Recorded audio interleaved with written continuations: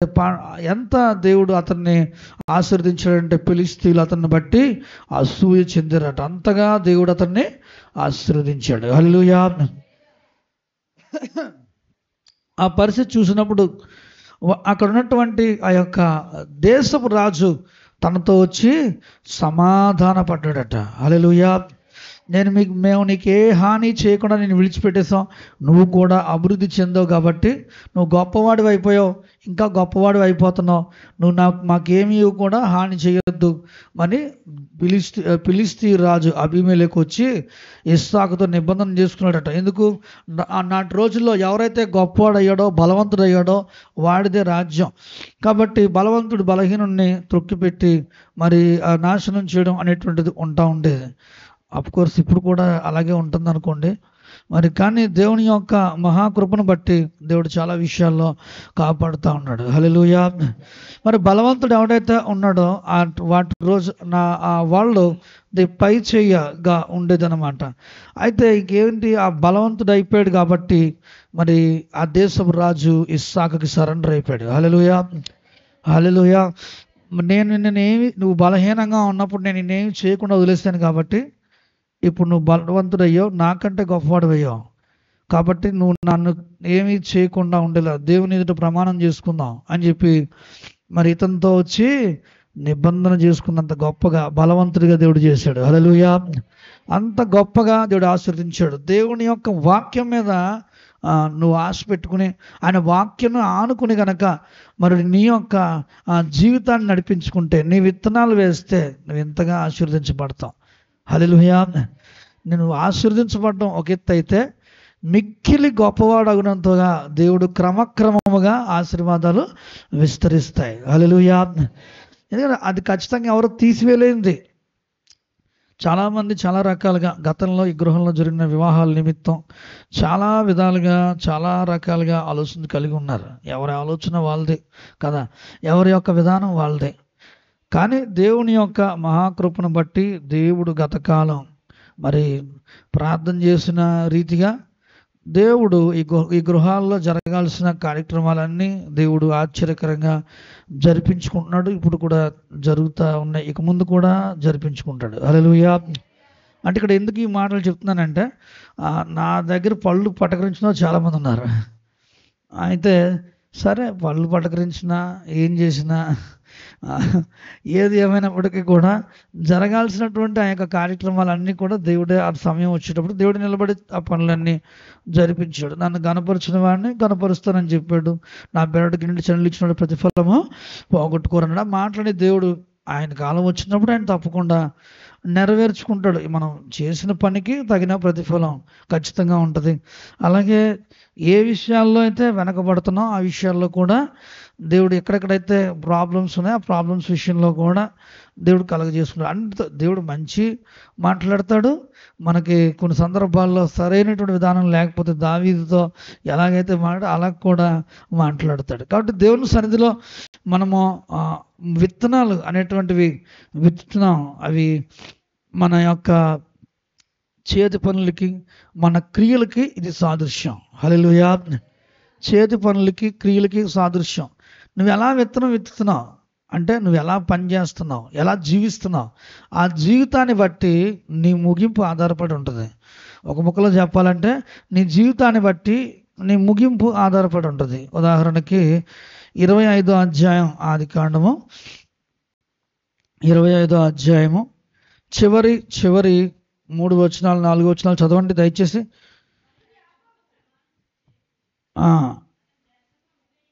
అందుకు యాకోబు నీ జ్యేష్ఠత్వమును నేడు నాకు ఇమ్మని అడుగగా ఏసావు నేను చావబోచున్నాను కదా జ్యేష్ఠత్వం నాకెందుకనెను యాకోబు నేడు నాతో ప్రమాణం చేయమనెను. అతడు యాకోబుతో ప్రమాణం చేసి అతనికి జ్యేష్ఠత్వమును అమ్మివేయగా యాకోబు ఆహారమును చిక్కుడుగాయల వంటకమును ఏసావుకి ఇచ్చాను. అతడు తిని త్రాగి లేచిపోయెను. అట్లు ఏసావు తన జ్యేష్ఠత్వమును తృణీకరించెను. హల్లెలూయా. హల్లెలూయా. హల్లెలూయా. యాసావుకి మొదట ఇవన్నీ స్పర్శ రాలేదు. మొదట ఏం స్పర్శలోకి రాలే. మొదటిసారి దేవుడు ఒక దెబ్బ కొట్టాడు యాకోబు. ఫస్ట్ టైం ఏం అర్థం కాలేదు. సెకండ్ టైం ఓ దెబ్బ తగిలింది. అది 28వ అధ్యాయంలో మనకి కనిపిస్తూ ఉంటుంది. ఆదికాండం 28వ అధ్యాయంలో, 27వ అధ్యాయంలో. మరి ఇదే స్టైల్లో ఒకటి మరి తర్వాత కలిగింది. అదేంటంటే ఇస్సాకు యాకోబు బదులుగా ఇస్సాకు యాసోవుని దీవించాలని ఆశపడి, ఒరే నువ్వు తెచ్చే ఆహారం చాలా బాగా తెస్తున్నావు, మంచి ఆహారం పంట, నేను ఎటు కూడా చనిపోతున్నాను కదా, యెహోవా సన్నిధిని నేను దాన్ని తిని నేను ఆస్వాదిస్తాను అని చెప్పాడు. ఇక అక్కడ జరుగుతున్నటువంటి సందర్భం ఏంటంటే దేవుడు రెబెకాతో చెప్పాడు ఏంటంటే, ఆమె గర్భం దాల్చినప్పుడు నీ గర్భాన రెండు జనపదాలు ఉంటాయి, రెండు జనాంగాలు ఉంటాయి, ఒకదాంతో ఒకటి పెనుగులాడుతూ ఉన్నారు, పెద్దవాడు చిన్నవాడికి దాసుడు అవుతాడని చెప్పాడు. అది దేవుని చిత్తం, దేవుని ప్రణాళిక. దానికి ఆత్మీయ అర్థం కూడా చాలాసార్లు మనం చెప్పుకున్నాం. సరే, అయితే మరి ఈ విషయం భర్తకు చెప్తే అయ్యగారికి నచ్చలేదన్నమాట. ఏంటిది? నచ్చలేదు. నీకు నచ్చలేదు కాబట్టి తన ప్రార్థన యొక్క ఆస్తిని సమకూర్చుకుని నేను నా కుమారుడిని దీవిస్తానని బయలుదేరితే సరే అంటే దేవుని సేవకుడుగా మనం దేవుని చిత్తం, దేవుని ప్రణాళిక తెలిసిన ఆడేదో మోసం పెట్టాడనో, లేకపోతే ఆడేదో 300 రూపాయలు ఇచ్చాడు, 400 రూపాయలు ఇచ్చాడనో ఆడితో కమిట్ అయ్యావు అనుకో, సిస్టమ్ వేరుగా ఉంటుంది. ఎందుకంటే కేవలం వీఆర్ ఓన్లీ ఇన్ఛార్జ్ మాత్రమే. దానికి ప్రొపరేటర్ వాడర్ వెనకాల ఉన్నాడు ఒక ఆయన, గ్రంథకర్త స్క్రీన్ ప్లే వెనకాల ఒక ఆయన ఉన్నాడు. మరి కాబట్టి ఏమైందంటే నేను నాకు కుదరని వాళ్ళని దీవిస్తానని అని చెప్పి బయలుదేరామనుకోండి, సిస్టమ్ అనేది వేరుగా ఉంటుంది. మరి దేవుని చిత్తం అది, పోన్లే ప్రభా నీ చిత్తం, నీ యొక్క ఉద్దేశం ప్రకారం అలాగే జరుగునుగాక అంటే పోద్ది ఓ మాటతో. కథ ఎలా ఉన్నావు. అయితే ఏం చేశాడు, అడ్డం వెళ్ళాడు ఇస్సాకు. ఏంటంటే అడ్డం వెళ్ళి ఏదైనా మంచి ఆశీర్వాదాలైనా చూశాడంటే అన్ని శరీర సంబంధమైన ఆశీర్వాదాలే. మీరు గమనించండి, యాకోబుతో దేవుడు నిత్యం దగ్గర మాట్లాడిన మాటలు యాసావుకి దేవుడు ఇస్సాకు దాచుంచిన ఆశీర్వాదాలని కంపేర్ చేస్తే అన్నీ భూ సంబంధమైన మాటలే ఉంటాయి. కానీ ఆధ్యాత్మిక సంబంధంగా అబ్రహాముకి ఇచ్చిన వాగ్దానం ఒకటి కూడా ఉండదు దాంట్లో. ఈ యొక్క భూ సంబంధమైన ఆశీర్వాదాలు దాసి యాసావుకి ఇద్దాం అనుకుంటే, ఇక వాస్తవంగా చెప్పాలంటే మరి దేవుని చిత్తం చెయ్యాలి అని రెబెకా అనుకుంది. కాబట్టి నువ్వు ఎలా దీవిస్తావు, ఏ రకంగా దీవిస్తావు అని చెప్పి శుభ్రంగా ఓ డ్రామా ఒకటి తయారు చేసి, మరి ఒక డ్రెస్, ఓ మేకప్ ఒకటి తయారు చేసి చక్కగా మరి ఇస్సాకుకి అక్కడ ఆ వృద్ధాప్యం వచ్చింది కాబట్టి, కళ్ళు కనబట్టలేదు కాబట్టి, మరి వస్త్రము, మేకల తోళ్ళు అన్నీ సెట్ చేసి, మీకు కథ తెలుసు కదా, ఇంక మళ్ళీ ప్రత్యేకంగా చెప్పక్కర్లే, మరి ఆ యొక్క ఆశీర్వాదం యాకోబు మీదకి వచ్చేలా చేసింది. అయితే అప్పుడు యాకోబు అక్కడి నుంచి బయలుదేరి వెళ్ళిపోయిన తర్వాత అక్కడ ఈ ఆశీర్వాదం యాకోబు పొందాక అప్పుడు యాసావు ఏడుస్తాడనమాట. ఈ 2 మార్లు నన్ను మోసం చేశాడు. అదేంటంటే నా జ్యేష్ఠత్వం దొబ్బేశాడు, ఇప్పుడు నాకు వచ్చే ఆశీర్వాదాలు కూడా దొబ్బేశాడు. అప్పుడు ఆన్ అయిందనమాట మరి ఆ యొక్క బల్బు. మరి అప్పుడు ఆన్ అయితే ఏం ప్రయోజనం, అవ్వాల్సిన ఆ కార్యక్రమం అంతా అయిపోయింది. ఇస్సాకు రెబెకాలు యాకోబుని జాయిగా గుట్టుచప్పుడు కాకుండా వాళ్ళ మామగారింటికి పంపించేశారు. శుభ్రంగా వాళ్ళ యొక్క మరి బావగారింటికి పంపించేశాడు ఇస్సాకు రెబెకాలు యాకోబుని. జరగాల్సిన ఆ నష్టం అంతా జరిగిపోయింది. ఎప్పుడుకో అతనికి జ్ఞాపకం వచ్చింది.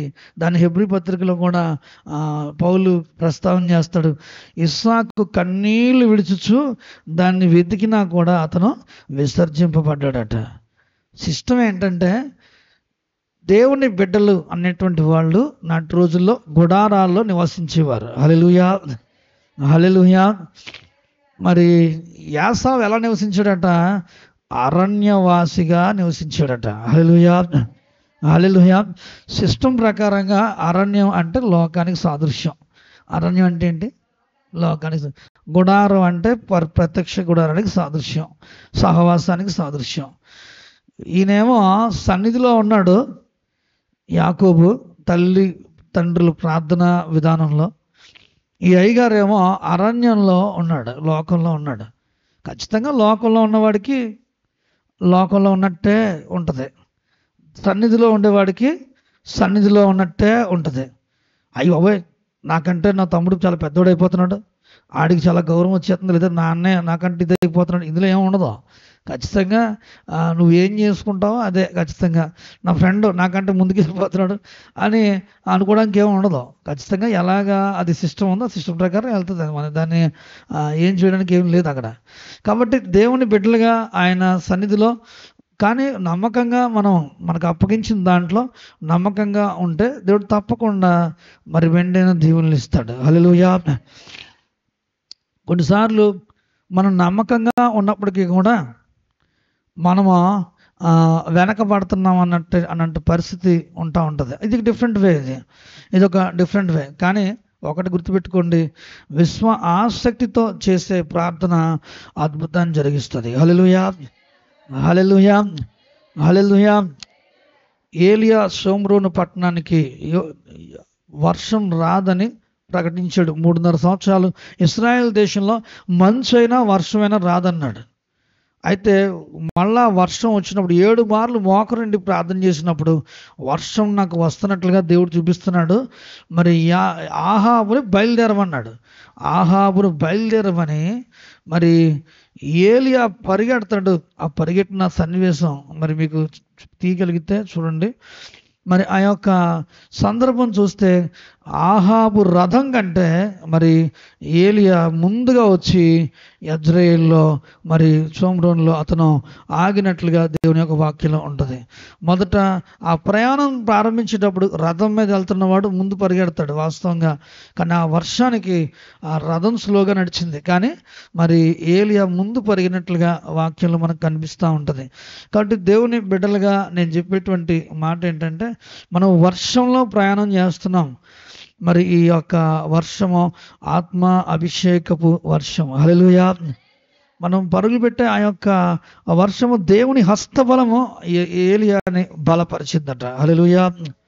రథాల మీద మన ముందు చాలామంది పరుగులు పెట్టచ్చు, కానీ మరి వాస్తవానికి యెహోవా హస్తం బలపరిచిన ఏలియా ఎలాగైతే ఇజ్రాయిల్కి ముందుగా షోమ్రోనుకి ఎలాగైతే పరిగెట్టాడో అట్లాగా దేవుడు మనల్ని ఈ రేస్లో ముందుకి పరిగెట్టలు చేస్తాడు. హల్లెలూయా. మనలో పట్టుదలతో కూడిన ఆ యొక్క ప్రార్థన, మరి ఆసక్తి విడవకుండా చేసే ప్రార్థన, సైతాన్ కూడా అలసిపోయేదాకా చేసే ప్రార్థన. మరి సైతాను యొక్క ఆడికి ఇక చిరాకు రావాలి నీ మీద.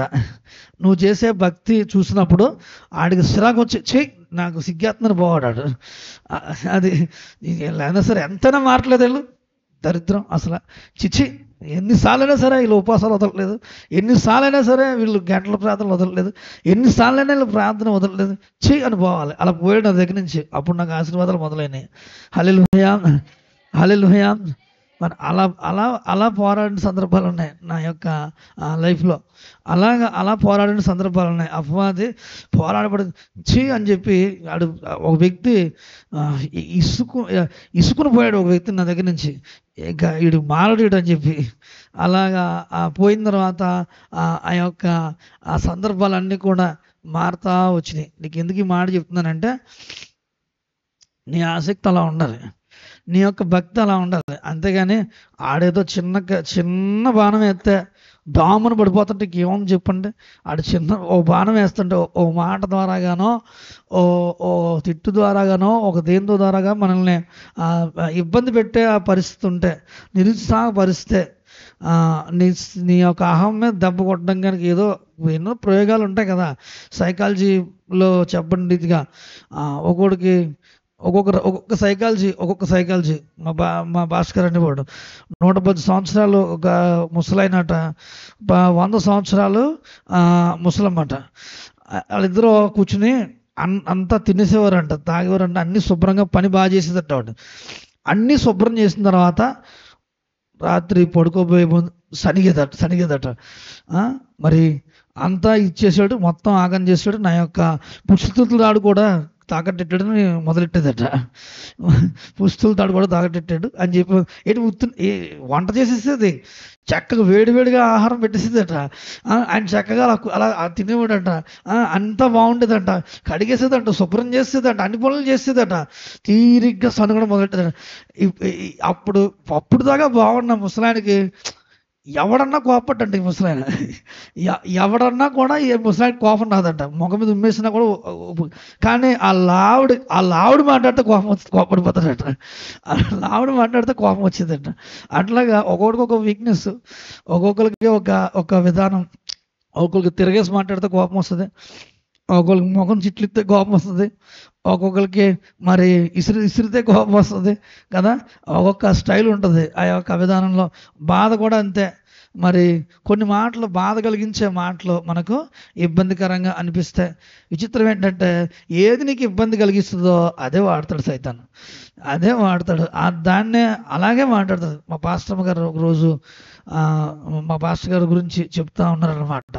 ఆ సమయం అంటే మేము అప్పుడు అంత సమీపంగా ఉండని బట్టి ఓ మాట ఎక్కువ అనేవాడంట. ఆయన ఏమనేవాడంటే తెలివి తక్కువైతే ఆకలి ఎక్కువ అవుతుంది అనేవాడంట. ఎక్కువ ఏ మాట అన్నా వాడు కోపం వచ్చేది కదట. తెలివి తక్కువ ఆకలి ఎక్కువ అని అంటే మాత్రం కోపం వచ్చేద్దంటే వాడికి. ఆ మాట అంటే మాత్రం చాలా, నాకు ఏ మాట కోపం రాదయ్యా, ఏ మాట కోపం రాదు. ఆయన కోపం వచ్చిందనుకో ఒకే మాట అంటాడు, అదేంటంటే నీకు తెలివి తక్కువ ఆకలి ఎక్కువ అని అనేవాడు. ఆ మాట అంటే మాత్రం చాలా కోపం వచ్చిందండి. తెలివి తక్కువ అంటారా, ఆకలి అంటే నాకు అంత ఆత్రం అంటారా, నాకు అంత కంగారు అంటారా అని చెప్పి ఈవిడ మొదలు పెట్టేదట. అలాగా ఒక్కొక్కరికి ఒక్కొక్క వీక్నెస్. ఆ విధంగా వాళ్ళకు ఉన్నటువంటి వీక్నెసెస్ని బట్టి, వాళ్ళకున్న పరిస్థితులు బట్టి మరి ఒక విధంగా శోధనగా పరిస్థితులు ఉంటుంటాయి, చిన్నగా ఇబ్బందికరంగా ఉంటాయి. కానీ ఏంటనంటే మరి గుర్తుపట్టుకుని చాలా జాగ్రత్తగా, చాలా చక్కగా మన పనుల్ని చక్కపరుచుకుంటూ ఉండాలి. ఎందుకనంటే దేవుని సన్నిధిలో మరి ఒకళ్ళు పెరుగుతున్నారంటే ఒకళ్ళు తగ్గడం చాలా మంచి పని. మరి దేవుని సన్నిధిలో మరి కొన్ని పరిస్థితులు మనకు వస్తున్నాయనంటే ఇది అపవాది కార్యమని మనం గుర్తించాలి. మనల్ని మనం చూసి సానుభూతి పడిపోతే మాత్రం చాలా ఇబ్బంది పడిపోతాం. మనల్ని మనం చూసి నేను ఇది కూడా పెట్టలేకపోతున్నానా, ఇది కూడా పోయలేకపోతున్నానా, ఇది కూడా కొనలేకపోతున్నానా, ఇది కూడా వాడలేకపోతున్నానా, దీని గురించి కూడా ఎవరి మీద ఆధారపడాల్సి వస్తుందా అనేటువంటి నిరుత్సాహ మాటలు ఒకవేళ నీ మనసులోకి అవి తెచ్చుకుంటున్నావంటే ఖచ్చితంగా ఆడికి నువ్వు ఆజ్యం పోస్తున్నావు. ఆడు చేసే ఆడి నిప్పు పెడుతున్నాడు, దానికి నువ్వు పెట్రోల్ తోడు చేస్తున్నావు. ఆడికి నిప్పు పెడుతుంటే నువ్వు వాడికి ఆజ్యం పోస్తున్నావు. చాలా జాగ్రత్తగా, అంటే చాలా ప్రమాదం. అది సైతాన్ కార్యం, అది నీకు అర్థమైపోతుంది. కాబట్టి దాన్ని ఓవర్కమ్ చేయడానికి ఏదో మరొక మార్గం, వేరే ప్రదేశానికి వెళ్ళటమో, ఏదో ఒక సబ్జెక్ట్ మార్చుకోవడమో, ఏదో చదవడమో, లేదా ఏదైనా రాయడమో, లేదైనా ప్రార్థన చేయడమో, లేదైనా పలానా సందర్భం మార్చుకోవడమో నీ అంతటి నువ్వు చేసుకోవాలి.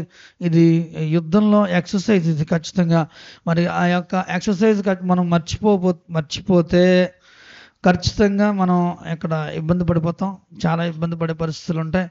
మరి కొన్నిసార్లు మన పోరాటాల్లో కొన్ని నేర్చుకునే ఉంటాయి, కొన్ని నేర్పించే ఉంటాయి. నేర్పించే విషయాలు వచ్చినప్పుడు ముఖ్యంగా కొన్ని విషయాలు నేర్చుకునే, జాగ్రత్త చేసుకునే, లెక్కలు చూసుకునే ఉంటాయి. అలాంటి సందర్భాలు వచ్చినప్పుడు ఖచ్చితంగా సందర్భం మార్చుకోకూడదు. నిజంగా ఆ కుటుంబానికి ఉపయోగపడేది అదైతే ఖచ్చితంగా భర్త మాట్లాడుతున్నప్పుడు భార్య లోబడి వినాలి, లేదా భార్య మాట్లాడుతున్నప్పుడు అది నిజమైతే ఖచ్చితంగా దానికి లోబడి దాని విషయంలో ప్రార్థన చేయాలి, సరి చేసుకోవాలి.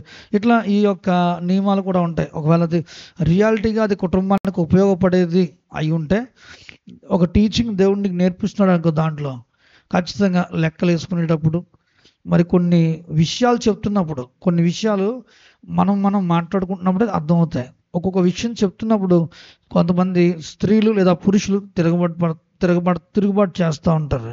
అది చాలా మంచి పద్ధతి కాదు. మీకు మీరు ఒకరికొకరు మాట్లాడుకోకపోతే, మీకు మీరు ఒకరికొకరు చెప్పుకోలేకపోతే బయటోడు చెప్పాల్సి వస్తుంది. అది చాలా బాగుండదు, అది అసహ్యంగా ఉంటుంది. కొన్నిసార్లు మనతో పాటు ఉన్న వాళ్ళు చెప్తే కొన్ని విషయాలు అర్థమవుతాయి. నువ్వు నాకు చెప్పడం ఏంటి అనే కాన్సెప్ట్ నువ్వు మాట్లాడావు అనుకో, ఇంకా నీకెవరు చెప్తారు ఆ టైం, ఇక బయట చెప్తాడు తర్వాత. కాబట్టి చెప్పడం, జాగ్రత్త చేసుకోవడం, జరిగిన నష్టాన్ని బేరేజ్ చేసుకోవడం తప్పులేదు. కానీ పదే పదే ఆ యొక్క నష్టం విషయంలో జ్ఞాపకం చేసుకోవడం అది తప్పు. మరి ఎందుకంటే నష్టం ఇంత అయింది, ఇంత కష్టం కలిగింది, మనం నెక్స్ట్ టైం ఇలా చేసుకోకూడదు అని అనుకోవడం తప్పులేదు. అసలు నష్టమే ఎంచకుండా, అసలు నువ్వు ఏం జరుగుతుందో ఏమవుతుందో ఏం పట్టించుకోకుండా ఓ మాలోకంలాగా వెళ్ళిపోయావు అనుకోండి, అది కూడా తప్పే కదా. అది కూడా తప్పే. దేవుని సన్నిధిలో అది జ్ఞానయుక్తమైనటువంటి విధానం కాదు. ఎంచగలగాలి నువ్వు ఏది చేస్తున్నావో, రైట్ చేస్తున్నావో, రాంగ్ చేస్తున్నావు అనేది దేవుని వాక్యానుసారంగా నువ్వు దాన్ని సరిగా పరీక్షించగలిగినటువంటి విధానం ఉండాలి. ఖచ్చితంగా దాంట్లో ఒక గుణపాఠం నేర్చుకునేది ఉంటే ఆ నష్టం ద్వారా నువ్వు దాన్ని రిసీవ్ చేసుకోవాలి సంతోషంతో, తప్పదు. దాన్ని నేను అంగీకరించిపోయినా అది అంతే. అది ఖచ్చితంగా అది నువ్వు ఆ విధంగా సందర్భం చేసాం కాబట్టి దాని మూల్యం మనం ఇద్దరం అనుభవించాల్సిందే అనేటువంటి కాన్సెప్ట్ భార్యాభర్తలకు ఉండాలి. ఖచ్చితంగా ఆ విషయంలో చాలా ప్రాముఖ్యమైనటువంటి సందర్భం. ఎందుకనంటే ఒకరినొకరు నిందించుకోవడం లేదా ఒకరినొకరు అనుకోవడం కాదు, మరి భార్యాభర్తల విషయంలో తృణీకరించుకోవడం కాదు. దేవుడు ఏర్పాటు చేసినటువంటి ఈ యొక్క కుటుంబ వ్యవస్థ దేవుడిని బట్టి నీకు అనుగ్రహించబడింది. ఇది లేనటువంటి వాళ్ళు చాలామంది ఉన్నారు, ఇప్పటికీ కూడా చాలామంది ఉన్నారు. మరి నువ్వు బయటకు వెళ్తే నీకు వాళ్ళు అక్కడక్కడ కనిపిస్తూ ఉంటారు. సరైనటువంటి దైవికమైన కుటుంబం లేనటువంటి వాళ్ళు ఉన్నారు, సరిగ్గా ఇద్దరు కలిసి ప్రార్థన చేసుకునేటువంటి విధానం లేనటువంటి వాళ్ళు ఉన్నారు. కాబట్టి ఆ విషయాలను బట్టి లాభ నష్టాలని మనం పరిగణలోకి తీసుకుని మంచి నిర్ణయాలు దేవుని రకంగా చేసుకోవడం అది మంచి పనే. అయితే పదే పదే ఆ విషయం గురించి బాధపడడం మాత్రం తప్పు, దాని గురించి చింతించడం మాత్రం తప్పు. ఇరుగురు కలిసి దాని గురించి ప్రార్థన చేయాలి. హల్లెలూయా, హల్లెలూయా. ప్రార్థన చేయాలి. నష్టం కలిగిందని గుర్తించిన తర్వాత నీ తప్పు అంటే నా తప్పు అనే విధానం కాకుండా, మరి తప్పు అనేటువంటిది ఎవరిదైనప్పటికీ కూడా ఇరుగురు ప్రార్థనాపూర్వకంగా సమస్యను పరిష్కరించుకోవాలి. ఇప్పుడు నువ్వు ఆవిడ తప్పన్నా లేదా నీవు మరి ఆవిడ తప్పన్నా లేక ఆవిడ నిన్ను తప్పన్నా, ఇది ఇద్దరికి సంబంధించిందే. ఇది ఎవడో గొప్పలు పోవడానికి అందులో ఏమి ఉండదు. ఇద్దరినే అంటారు. బయటకు వెళ్ళిన తర్వాత లొకేషన్కి వెళ్ళేటప్పటికి బయట వచ్చేది నీ ఇంటి అందరికీ కలిపి తీరుస్తారు బయట వాళ్ళు. మరి కాబట్టి కొలత కొలిచినప్పుడు నిన్ను నీ భార్యని కలిపే అంటారు. కాబట్టి మనము ఒక జ్ఞానయుక్తమైన విధానంలో ఇందులో గొప్పలు పోవాల్సిన విషయం ఏం లేదు. ఒకరు తప్పు ఒకరు ఎంచు. ఎందుకంటే అన్నదమ్ముల మధ్యన కూడా నేను ఈ మధ్యకాలం చెప్తున్నాను, తప్పు ఎంచడం అనేటువంటిది జరుగుతుందంటే నువ్వు ఎందుకు బాధపడాలి, ఎందు నిమిత్తం మనం ఇబ్బంది పడాలి, ఎందు నిమిత్తం ఇందులో నేను తప్పు అని చెప్పినంత మాత్రం నేను గొప్పవాడిని అయిపోను, నువ్వు చిన్నోడి వైపు. నా తప్పు అని చెప్పినంత మాత్రం నువ్వు గొప్పవాడు వైపు, నేను చిన్నోడిని అయిపోను. మనం ఒకరినొకరిని మరి సరి చేసుకుంటూ ముందుకు వెళ్తున్నాం. కాబట్టి బై మిస్టేక్ నా యొక్క పొరపాటు నీకు కనిపించవచ్చు, నీ యొక్క పొరపాటు నాకు కనిపించవచ్చు. దాన్ని ఒక పట్టుకునే విధంగా ఏదో పిల్లి అలక సామెతలా చేసుకోకూడదు. మనకి ఉన్నటువంటి పరిస్థితి బట్టి మనం ఒకరినొకరు సలహా చేసుకుంటాం. చాలా జాగ్రత్తగా దాన్ని పరిష్కరించుకోవడం చాలా మంచి పనే దేవునిలో. ఎందుకు ఈ మాట చెప్తున్నానంటే, మనము అన్ని విషయాలు ఆలోచించేటువంటి జ్ఞానం అన్నిసార్లు ఉంటుంది అనుకోవడం చాలా పొరపాటు. అన్నిసార్లు అన్ని విషయాలు ఒక వ్యక్తి ఎప్పుడు కూడా గుర్తుపెట్టుకోలేడు. కాబట్టి ఎక్కడో అక్కడ ఏదో సంథింగ్ చిన్న చిన్న ప్రాబ్లమ్స్ అయినప్పుడు ఎవరైనా ఏదైనా చెప్తున్నప్పుడు మనం ఇబ్బంది పడాల్సిన పని లేదు. దేవుడే మనకు ఆశ్చర్యకరంగా ఆ యొక్క సందర్భాలని ఖచ్చితంగా మనకి ఎక్స్ప్లెయిన్ చేస్తాడు. కాబట్టి అది మనం వివేచిస్తూ ఆయా సందర్భాలను బట్టి మనం మన యొక్క జీవితాన్ని ముందుకు నడిపించుకోవాలి. ఎందుకనంటే ఏం విత్తుతున్నామో ఆ పంటనే కోస్తాం. ఏదైనా మనం ఒకవేళ తొందరపడితే ఏ విత్తనం విత్తుతున్నామో మరి ఆ పంటని మనం కోయాల్సి వస్తుంది. కాబట్టి దేవుని సన్నిధిలో మరి యోగ్యమైన విత్తనాలు విత్తాలి. హల్లెలూయా, హల్లెలూయా. యోగ్యమైన విత్తనాలు విత్తాడు మరి ఇస్సాకు. అతడు క్రమక్రమంగా మరి గొప్పవాడయ్యాడు. హల్లెలూయా. మరి నిజంగా యోగ్యముగా వారు చేపలు పట్టుకోవడానికి వాక్యానుసారంగా వాళ్ళు ప్రయత్నం చేశారు. సందర్భానికి అది అసందర్భమైనప్పటికీ కూడా దేవుని మీద ఆధారపడి మరి యోగ్యమైన మార్గంలో వాళ్ళు నడిచారు కాబట్టి సమృద్ధి అయినటువంటి ఆ యొక్క చేపల రాశిని వాళ్ళు చూశారు. హల్లెలూయా. అలాగే మన జీవితాల్లో కూడా సమృద్ధి చూడాలి అంటే నీ జీవితము యోగ్యమైన విధానంలో వెళ్ళాలని ఈ ఉదయకాల సమయంలో మీకు హెచ్చరిక చేస్తూ మరి ఉపవాస ప్రార్థనలోకి వస్తున్నాం. మరి యోగ్యంగా నువ్వు విత్తడానికి ప్రయత్నించే, యోగ్యంగా ప్రార్థించడానికి ప్రయత్నించే. విత్తడం అని అంటే ప్రార్థించటం, వాక్యం చదవడం, వాక్యంలో ప్రార్థనలో సిద్ధపరచబడడం. అనుదినం 7 గంటల గొలుసు ప్రార్థనలు జరుగుతాయి. ఉదయకాలం సాయంత్రకాలం ప్రార్థనలు జరుగుతాయి. ఈ 70 దినాలు కూడా శుక్ర ఆదివారాలు తప్పించి దాదాపు అన్ని దినాలు కూడా కింద మందిరంలో మనకి 7 గంటల గొలుసు ప్రార్థన జరుగుతుంది. అనంతరం గ్రూప్ ప్రార్థన జరుగుతుంది. కాబట్టి ఈ విషయాలని మైండ్లో పెట్టుకుని ఈ 70 రోజుల్లో నువ్వు ఏదైతే పెట్టుకున్నావో ఆ ప్రకారంగా మందిరంలోకి వచ్చి ప్రార్థన చేయడానికి ప్రయత్నించే, మరి గ్రూప్లో వచ్చి పంచుకోవడానికి ప్రయత్నించే. దేవుడిచ్చే గొప్ప గొప్ప ఆశీర్వాదాలని మరి స్వతంత్రించుకో. ప్రభునామానికి మహిమ కలుగును గాక. ఈ కొద్ది మాట దేవుడు దీవించును గాక. ప్రార్థన చేసుకుందాం. హల్లెలూయా. Mighty holy spirit. కొన్ని విషయాలని మనం జ్ఞాపకం చేసుకున్నాం. ఆ విషయాలను బట్టి దేవుని మనం మహిమపరుస్తూ ప్రార్థన చేసుకుందాం. పరిశుద్ధుడా, పరిపూర్ణుడా, నీ పరిశుద్ధ పాదములకు వందనాలు, స్తోత్రాలు చెల్లిస్తున్నాం తండ్రి. వెత్తబడిన ఈ వాక్యము ఒక్కొక్కరి జీవితాల్లో ఫలింపచేయండి తండ్రి. మా జీవితాల్లో గురి లేని ప్రయాణాన్ని, గమ్యం లేనటువంటి ఆ యొక్క పరిస్థితుల్ని కాకుండా ఓ గురి కలిగి, ఒక యోగ్యమైనటువంటి గురిని కలిగి, లక్ష్యమును కలిగి మా ఆత్మీయ జీవితాన్ని, ఏపరమైన జీవితాలను నడిపించుకోవాలని ఈ ఉదయకాల సెషన్లో మాట్లాడుతున్న విధానం బట్టి నీకు స్తోత్రాలు. చేరి వచ్చిన ప్రతి ఒక్కరిని దీవించి ఆశీర్వదించండి. యోగ్యమైన విత్తనాలు వారి జీవితాల్లో విత్తుటకు, యోగ్యమైన పంటని పండించుకుంటకు కృప దయచేయండి ప్రభువా. నేను సన్నిధిలో మరి ఆ యొక్క ఫలితాలు, ఆ యొక్క విత్తనాలు, వారి యొక్క క్రియలు, వారి యొక్క పనులు, చేతి పనులు, ఎన్నో అర్థాలు దాంట్లో ఇమిడి ఉన్నాయి. బిడ్డల విషయాలు గుర్తించి తండ్రి ప్రభా వారు నీ కొరకు యోగ్యమైన ప్రవర్తన కలిగి ప్రభా లోక సంబంధంగా కాకుండా ఆత్మ సంబంధంగా వారు విత్తి ఆత్మ సంబంధమైన పంట కోయడానికి కృపదాయి చేయమని, సమృద్ధి దీవెనల చేత నింపమని ఈ ప్రార్థన యేసుక్రీస్తు నామములో అడిగి వేడుకుంటున్నాం తండ్రి. ఆమెన్. ఓ పల్లవి చరణం